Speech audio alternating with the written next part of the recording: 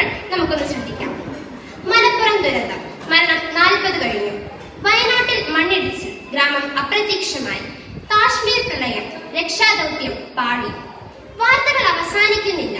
ചരിത്രത്തിലെ യുദ്ധ ദുരന്തങ്ങൾ പറഞ്ഞാൽ തീരില്ല.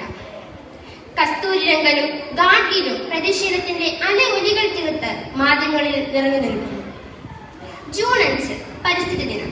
എന്തെല്ലാം ആഘോഷങ്ങളാണ് നാം കാണുന്നത്. ഒരൊറ്റ ദിവസത്തെ പരിസ്ഥിതി സ്നേഹം പ്രഹസനങ്ങളായി മാറുന്നത് നിത്യ കാഴ്ചകളാണ്. 364 ദിവസത്തെ മറന്ന് ഒരൊറ്റ ദിവസത്തെ പരിസ്ഥിതി സ്നേഹം, മാധ്യമ ചർച്ചകൾ, പുതിയ കാലത്തെ വൃക്ഷത്തെ നട്ടുകൊണ്ടുള്ള വെല്ലുവിളികൾ, ഇതെല്ലാം ആത്മാർത്ഥതയിൽ നിന്നും ഉടലെടുത്തതാണ്. അതോ പ്രശസ്തിക്ക് വേണ്ടിയോ? എന്നാൽ അത് മതി. എന്താണ് പരിസ്ഥിതി? പ്രകൃതിയുടെ ഒരു അംശം മാത്രമായ മനുഷ്യന് പ്രകൃതിയില്ലാതെ ജീവിക്കാൻ കഴിയില്ലെന്ന ബോധമാണ് യഥാർത്ഥ പാരിസ്ഥിതിക ബോധം അഥവാ പ്രപഞ്ചബോധം.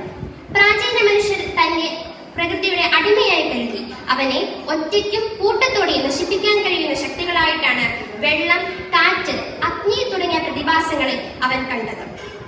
പ്രാചീന മനുഷ്യർ പ്രകൃതിയെ സ്നേഹിച്ചിരുന്നു, പ്രകൃതിയെ സംരക്ഷിച്ചിരുന്നു. എന്നാൽ ഇന്നൂരിലേക്ക് തിരിയുമ്പോഴും ഗ്രേറ്റ് തൂൺബർഗറിനെ പോലെയുള്ള വിദ്യാർത്ഥികൾ ഇനിയും ഉടലെടുക്കേണ്ടതുണ്ട്. കോൺക്രീറ്റ് സമുച്ചയങ്ങളും മറ്റും പടുത്തുയർത്തി മനുഷ്യർ പ്രകൃതിയെ ചൂഷണം ചെയ്യുന്നു. ഞണ്ടിന്റെ കുഞ്ഞുങ്ങൾ അമ്മയെ കാർന്നു തിന്ന് തൊണ്ടു മാത്രം അവശേഷിപ്പിക്കുന്നു എന്ന് പറയാറുണ്ട്. നമുക്ക് ഞണ്ടിൻ കുഞ്ഞായി മാറാതിരിക്കാം.